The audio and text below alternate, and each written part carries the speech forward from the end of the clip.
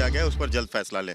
आप इसके लिए क्या तैयार हैं? हाँ, हम तैयार है, उसके लिए जल्दी फैसला लेंगे। आपको पता है कि डिस्क्वालिफिकेशन का जो लॉ है और जो कानून बना है उसमें अगर आप पार्टी छोड़ के जाते हैं 2/3 की आपको मेजॉरिटी नहीं होती है तो डिस्क्वालीफाई होते हैं। इसमें इलेक्शन कमीशन ने हमें मान्यता दी है कि हम ही पार्टी है और सब अभी शिवसेना पार्टी के ही सदस्य है, शिवसेना पार्टी के आमदार है, तो कोई पार्टी छोड़ के नहीं गए तो डिस्क्वालीफाई कैसे होंगे?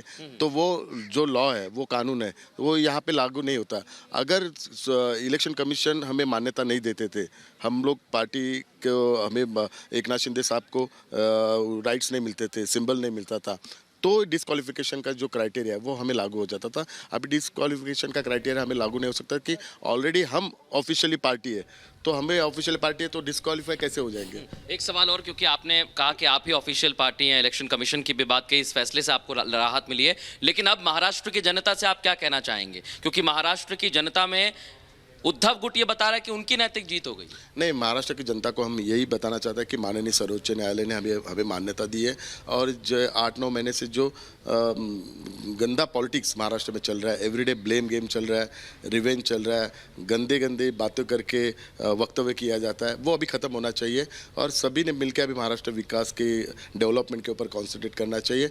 अभी माननीय सर्वोच्च न्यायालय का जो निर्णय है उसका स्वागत करना चाहिए। एक आखिरी सवाल और मैं करना चाहूँगा, क्योंकि इस फैसले से ये भी साफ हो गया है कि अब शिंदे गुट ही आगे बढ़ेगा और एकनाथ शिंदे ही मुख्यमंत्री रहेंगे, तो आगे आप लोगों की क्या तैयारी है? क्योंकि बार बार हम एनसीपी में भी देख रहे हैं कि कभी इस्तीफा हो जाता है शरद पवार का, कभी बयानबाजी सामने आती है, तो किस हिसाब से उसकी तैयारी है? महाराष्ट्र का नेतृत्व माननीय एकनाथ शिंदे साहब के पास ही रहेगा और 2024 के बाद जो विधानसभा का चुनाव रहेगा उसके बाद भी महाराष्ट्र के मुख्यमंत्री माननीय एकनाथ शिंदे साहब ही रहेंगे। धन्यवाद। तो ये थे राहुल शिवाले और उन्होंने कहा है कि एकनाथ शिंदे के पास ही रहेगा। अखिलेश आ जाइए, क्योंकि अखिलेश ने महत्वपूर्ण सवाल किया था, मैं दर्शकों को बता दूं। अखिलेश, आपने पूछा भी था कि जो अभी जो हाल फिलहाल में अध्यक्ष विधानसभा के, उसको लेकर कितना महत्वपूर्ण हो जाता है, उस पर भी उन्होंने जवाब दिया। नहीं, स्थिति स्पष्ट है, शिंदे गुट अब आश्वस्त नजर आ रहा है। शिंदे गुट आश्वस्त है, लेकिन आपने देखा होगा, बहुत ध्यान से सुना होगा, अगर उनके वकील जो उद्धव गुट के वकील थे अभिषेक मनु सिंघवी, उनका कहना था कि जो पुराने स्पीकर ने जो नोटिस जारी किया था डिस्क्वालिफिकेशन का, उस नोटिस के बिहाफ पे काम करना चाहिए।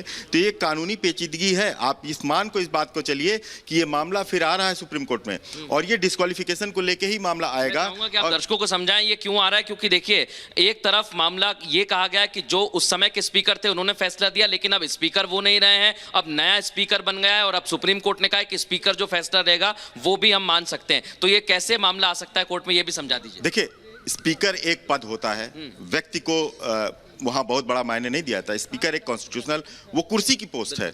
जिस स्पीकर ने, डिप्टी स्पीकर ने इनको डिस्क्वालिफिकेशन का नोटिस दिया था, पहले 16 को दिया, उसके बाद धीरे धीरे करके शिंदे गुट के सभी लोगों को दिया। आज फैसले में कहा गया है कि स्पीकर इस पर फैसला करे, यानी कि अब परिस्थितियां बदल गई हैं।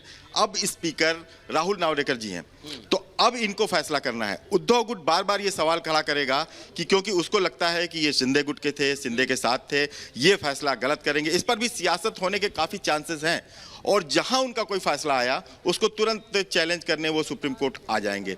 तो अब उनका जोर होगा, जो नवाब रेबिया के हिसाब से वो चाहते थे कि इनको डिस्क्वालीफाई किया जाए, और अब वो स्पीकर चाहेंगे कि उस हिसाब से ही ये स्पीकर काम करें।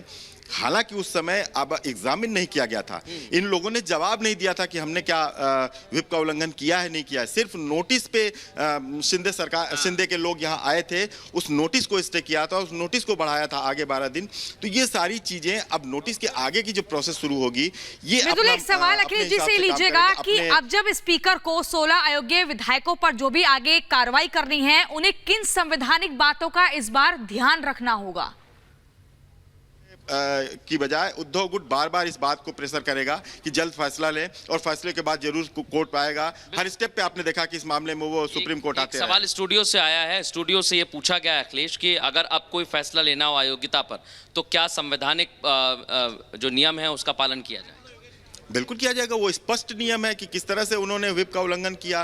क्या जो सवाल ये भी बहुत बड़ा है ना कि व्हिप जब विधानसभा नहीं चल रही थी उस समय व्हिप का कोई मायने नहीं होता। जिस समय ये लोग गए थे असम, उस समय विधानसभा नहीं चल रही थी, तो क्या पार्टी के लिए भी व्हिप पार्टी की बैठक बुलाने के लिए भी विप की जरूरत होती है। सवाल तो ये भी बहुत बड़ा है, उसमें बहुत सी पेचीदगियां हैं। सुप्रीम कोर्ट सिर्फ एक बात पे गया है कि आपको अगर डिस्क्वालिफिकेशन की नोटिस मिली है और एक कॉन्स्टिट्यूशनल बॉडी की तरफ से मिली है उस समय के स्पीकर से, तो उस नोटिस का निपटारा होना चाहिए। जी। मूल मुद्दा यही है, निपटारा आज के दौर में जो स्पीकर हैं वो करें।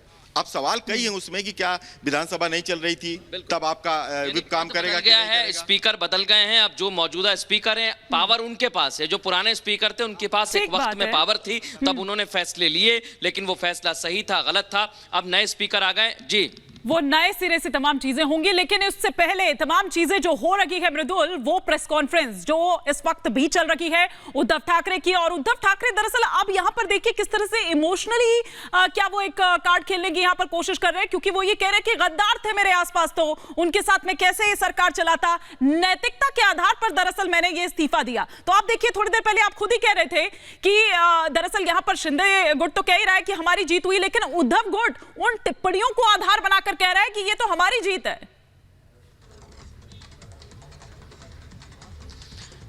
जीत बताई जा सकती है लेकिन जीत दिखनी भी चाहिए। बिल्कुल। कहने को तो कुछ भी कह सकते हैं लेकिन दिखना चाहिए। और अभी हम देखें तो कहां है उद्धव ठाकरे?